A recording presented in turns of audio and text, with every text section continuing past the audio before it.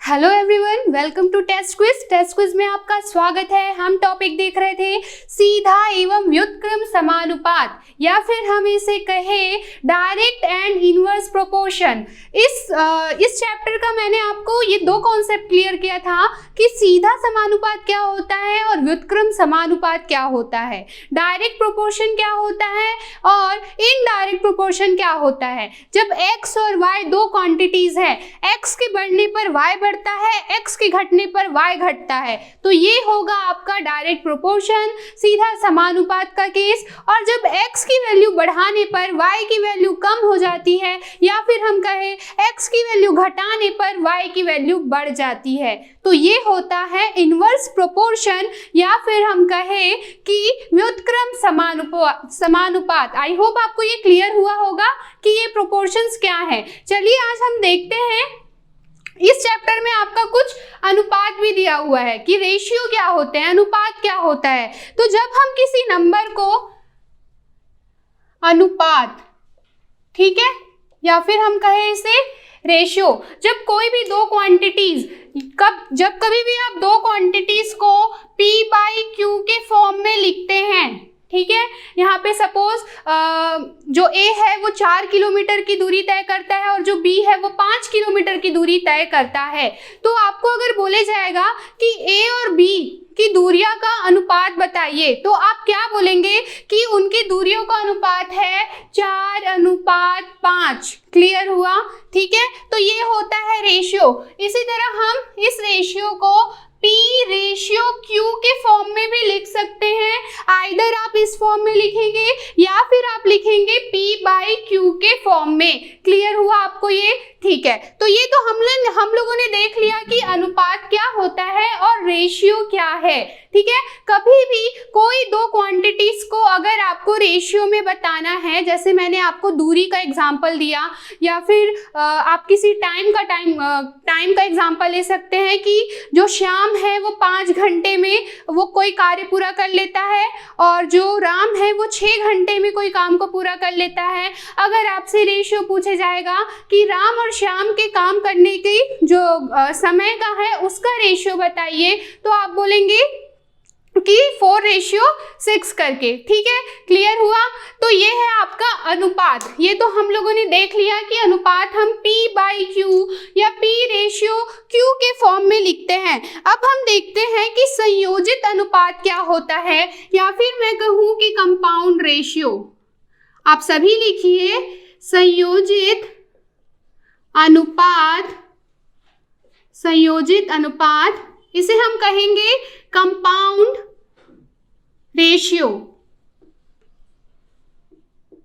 Clear? तो हम देखने वाले हैं कि संयोजित अनुपात या फिर कंपाउंड रेशियो क्या होते हैं। अगर कोई दो क्वांटिटीज हैं A रेशियो B, ठीक है, और कोई दो अदर क्वांटिटीज है C रेशियो D, तो उन दोनों को अगर हम एक साथ कंपाउंड कर दे, एक साथ संयोजित कर दे, तो ऐसे अनुपात को हम कहेंगे संयोजित अनुपात। चलिए देखते हैं संयोजित अनुपात हम किस फॉर्म में लिखते हैं। जैसा कि हम लोग को बोला जाएगा कि A रेशियो B व C रेशियो D का संयोजित अनुपात। ठीक है, तो हमसे अगर कहा जाए कि आप बताइए कि A रेशियो B और C रेशियो D का संयोजित अनुपात क्या होगा, तो आपको क्या करना है, मैंने आपको क्या बताया कि A रेशियो B को हम P बाई Q के फॉर्म में ऐसा लिख सकते हैं, तो यहाँ पे हम A रेशियो B को A बाई B के फॉर्म में लिखेंगे। संयोजित अनुपात बोला जा रहा है तो बीच में आप लगाएंगे मल्टीप्लिकेशन का साइन। C रेशियो D को हम इस फॉर्म में लिखेंगे C/D। क्लियर? चलिए अब हम क्या करेंगे, इन दोनों को मल्टीप्लाई कर देते हैं, AC और अपॉन में हो जाएगा आपका BD। तो कभी भी आपको ऐसा क्वेश्चन बोले कि यदि A रेशियो B तथा C रेशियो D, ठीक है, दोनों अनुपात हैं, तो उनका संयोजित अनुपात क्या होगा, तो आप क्या करेंगे, A/B मल्टीप्लाई C/D। तो इन दोनों का मल्टीप्लाई करके आप लिखेंगे AC इंटू BD। इसका एग्जाम्पल मैं आपको देती हूँ, जैसे कि क्वेश्चन में बोल दिया कि 3:5 व 2:3 का कंपाउंड रेशियो बताइए या फिर संयोजित अनुपात। क्लियर हो रहा है आपको? हम निकाल रहे हैं संयोजित अनुपात। तो आपको क्या करना होगा, आपको सिंपली मैंने जैसे बताया है कि ये 3/5 मल्टीप्लाई 2/3, ये क्या हो जाएगा 3 2 6 और 5 3 15, या फिर हम यहाँ पे देख सकते हैं कि 3 से 3 कैंसिल हो जाता और ये रेशियो आपको मिलता 2/5। तो आपको क्लियर हुआ? क्वेश्चन में अगर आपसे बोलेगा कि संयोजित अनुपात निकालिए, कंपाउंड रेशियो निकालिए, तो आप इस तरह से संयोजित अनुपात निकाल सकते हैं। क्लियर? चलिए हम देखते हैं कुछ और जो हमारे अनुपात हमारे पास है, जैसे कि एक अनुपात है वर्गानुपात। वर्गानुपात, क्लियर? तो वर्गानुपात को हम क्या कहते हैं? हम इसे कहते हैं डुप्लीकेट रेशियो। Duplicate ratio. तो आप बोलोगे कि मैम ये कैसा होता है? तो डुप्लीकेट रेशियो हम कुछ इस फॉर्म में देखते हैं कि कभी भी वर्गानुपात, मतलब कि अगर कोई दो रेशियो है A और B, ठीक है, तो अगर उसको A² रेशियो B² इस फॉर्म में लिखा जा रहा है तो ये होगा वर्गानुपात, या फिर हम कहें कि duplicate ratio. For example A और B सपोज दिया है 3:5 का वर्गानुपात क्या होगा, या फिर बोलेगा कि 3:5 का डुप्लीकेट रेशियो क्या होगा। तो आपको कुछ नहीं करना है, सिंपली 3 का स्क्वायर रेशियो 5 का स्क्वायर इज इक्वल्स टू, आप देख सकते हैं कि 3 का स्क्वायर क्या होगा 9 रेशियो 5 का स्क्वायर होगा 25, मतलब कि 9/25। क्लियर हुआ आप लोगों को कि अगर हमें वर्गानुपात निकालने बोला जाए, डुप्लीकेट रेशियो निकालने बोला जाए, तो सिंपली आपको A² रेशियो B² निकालना है। क्लियर? चलिए अब देखते हैं हम लोग वर्गमूलानुपात क्या होता है। वर्गमूलानुपात, या फिर हम इसे कहें सब डुप्लीकेट रेशियो। सब डुप्लीकेट रेशियो। क्लियर? तो वर्गमूलानुपात क्या होता है, इसे हम कुछ इस फॉर्म में लिखेंगे, √A रेशियो √B। क्लियर हुआ? अगर आपको बोला जाए कि किसी नंबर का वर्गमूलानुपात निकालिए, फॉर एग्जाम्पल क्वेश्चन में आपको ऐसा बोला कि आप निकालिए 9 और 25 का वर्गमूलानुपात, 9 और 25 का सब डुप्लीकेट रेशियो। ठीक है, सब डुप्लीकेट रेशियो। तो आप क्या करेंगे, आप √9 रेशियो √25। क्लियर? और √9 की वैल्यू क्या होती है 3 रेशियो √25 की वैल्यू होती है 5। तो ये क्लियर हुआ कि वर्गमूलानुपात क्या होता है। हमने क्या देखा, कंपाउंड रेशियो देखा।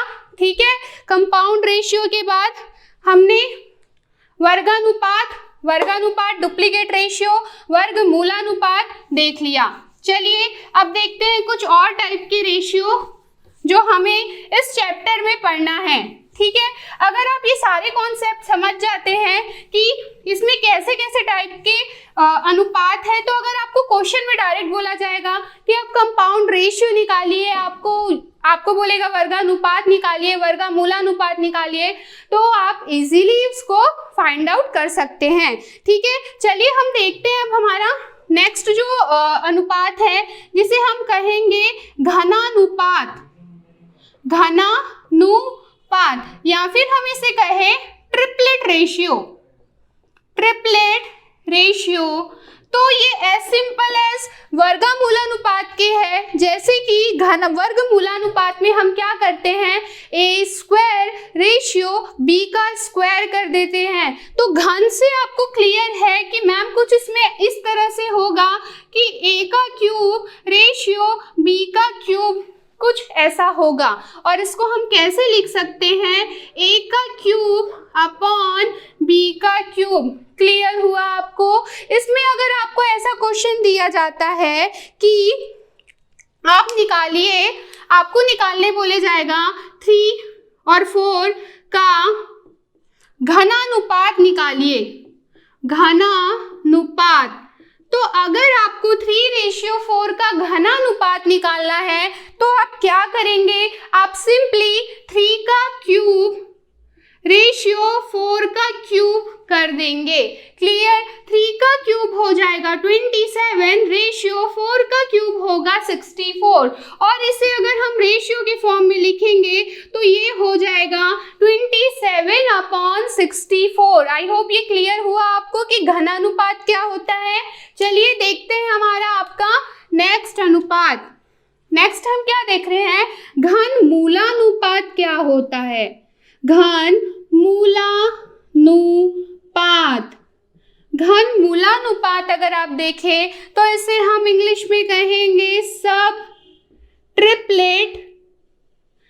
Triplet ratio. अगर आपको कोई क्वेश्चन में डिमांड करता है कि सब ट्रिपलेट रेशियो क्या है, तो cube root of A ratio cube root of B, यही जो होगा ये है आपका घन मूलानुपात। बहुत इजी है, जैसा कि आपको इसके नाम से ही क्लियर हो जाएगा कि ट्रिपलेट सब ट्रिपलेट, तो आपको क्लियर हो जाएगा कि हमें उसका क्या निकालना है। क्लियर हुआ? जैसे कि अगर आपको क्वेश्चन में ये बोलता है कि 27 एंड 64 का आपको निकालना है घन मूलानुपात। अगर आपको बोलेगा कि घन मूलानुपात निकालिए तो आप क्या करेंगे, आप क्यूब रूट ऑफ 27 लेंगे रेशियो क्यूब रूट ऑफ 64।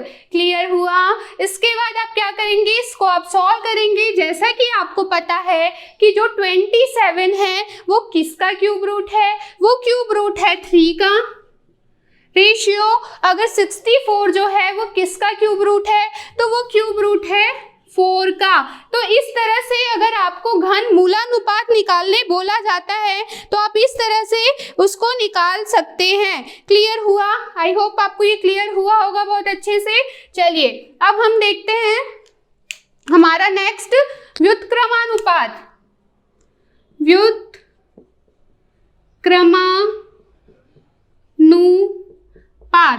ठीक है। हमने क्या देखा, घनानुपात देखा, घन मूलानुपात देखा। अब हम देखने जा रहे हैं व्युत्क्रमानुपात, या फिर हम इसे कहें रेसिप्रोकल रेशियो। ठीक है, तो देखते हैं कि रेसिप्रोकल रेशियो क्या है। अगर आपको बोले कि व्युत्क्रमानुपात क्या है, तो कोई रेशियो ए और बी है तो उसका व्युत्क्रम क्या होगा, 1/a रेशियो 1/b। आप इसको इस फॉर्मेट में लिख सकते हैं, या फिर ये जो b है इधर जाएगा और a इधर जाएगा, या फिर आप लिखेंगे b रेशियो a के फॉर्म में। तो सिंपली आपसे क्वेश्चन ये बोलेगा कि 3:4 का व्युत्क्रमानुपात क्या होगा। व्युत्क्रमानुपात क्या होगा, तो आप क्या करोगे, आप कैसे लिखोगे इसको, 1/3 रेशियो 1/4। आप कुछ ऐसा ही लिखेंगे। उसके बाद आपको सिंपली क्या करना है, 4 इधर ले आइए और ये 3, मतलब कि आप उसको पलट सकते हैं। तो इस तरह से आप देख पा रहे हैं कि 3:4 का व्युत्क्रमानुपात 1/3 रेशियो 1/4, और ये हो गया 4:3। क्लियर हुआ? तो हमने क्या क्या देख लिया? हमने देखा कंपाउंड रेशियो, वो क्लियर हुआ।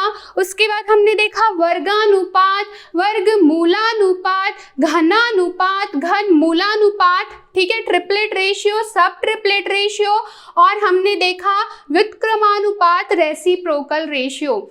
फर्स्टली आपको इन रेशियो में क्या होता है ये पता होना चाहिए। अगर ऐसा बोला जाए कि आप घनानुपात निकालिए, घनमूलानुपात निकालिए, तो आपको पता होना चाहिए ना कि वो क्या होता है, तभी तो आप उसके बेस पे वो निकाल पाएंगे, वो फाइंड आउट कर पाएंगे। इसलिए हमें ज़रूरी था ये कॉन्सेप्ट पढ़ना। आई होप आपको ये क्लियर हुआ। चलिए अब देखते हैं कुछ और। अब हम देखेंगे समानुपात या फिर प्रोपोर्शंस क्या होते हैं, ठीक है। आज की क्लास में हम देखते हैं कि प्रोपोर्शंस क्या होते हैं, समानुपात क्या होते हैं। तो हमारा नेक्स्ट हेडिंग अब क्या होगा? अब हम देखेंगे कि समानुपात क्या होता है। समानुपात, क्लियर, या फिर हम कहें प्रोपोर्शन, क्लियर। तो अगर आपको प्रोपोर्शन बोला जाए तो प्रोपोर्शन कुछ इस फॉर्म में होता है A/B, इसका समानुपात, जो समानुपात होता है प्रोपोर्शन C/D के। यहाँ पे इसका मतलब ये है, ये जो समानुपात है वो ये डिफाइन करता है, वो ये बताता है कि जो A और B के बीच में जो रिलेशन है वही रिलेशन C और D के बीच में होगा। कहने का मतलब जैसे कि यहाँ पे 2:8 है और समानुपात में लिखूं मैं 3:12, क्लियर। तो इसका मतलब ये है, ये 2×4=8 है और ये 3×4=12 है। तो कहीं ना कहीं इन दोनों में सिमिलैरिटीज होती हैं, इसलिए ये क्या होते हैं, ये प्रोपोर्शन में आते हैं। ये तो बात हुई कि समानुपात क्या होता है, ठीक है, ये क्लियर हुआ आपको। इसके अलावा कुछ और बात जानने के लिए है, तो इसको हम क्या बोलेंगे, ये है आपका प्रथम पद, ठीक है, ये है आपका द्वितीय पद, क्लियर, ये है आपका तृतीय पद और ये है आपका चतुर्थ पद, क्लियर, ठीक है। तो क्वेश्चन में अक्सर ये बोला जाता है, मैं ऐसे ही नहीं बता रही हूँ कि इसे प्रथम बोलते हैं, इसे द्वितीय बोलते हैं, इसे तृतीय, इसे चतुर्थ बोलते हैं। मैं ऐसा इसलिए बता रही हूँ क्योंकि क्वेश्चन में बोला जाता है, कुछ कुछ रेशियो दे देगा, आप प्रथम पद निकालिए, द्वितीय पद निकालिए, तृतीय पद निकालिए, या फिर बोलेगा कि चतुर्थ पद निकालिए। तो आपको पता होना चाहिए कि क्या कैसे होता है। इसके अलावा हम क्या बोलेंगे, जो A और D वाले पद हैं इसको हम कहते हैं चरम पद।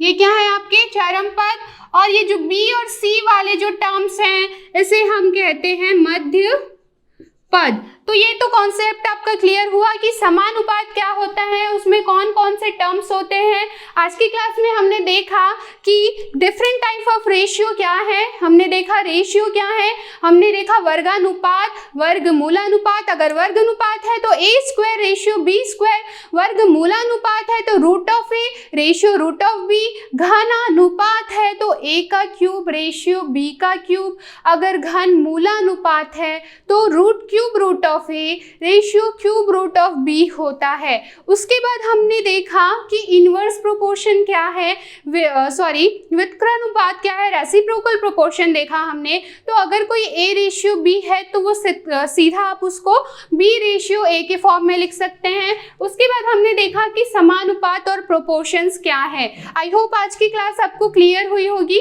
आगे की क्लास में आपसे मिलेंगे इसके कुछ क्वेश्चन के साथ। Stay home, stay safe, thank you.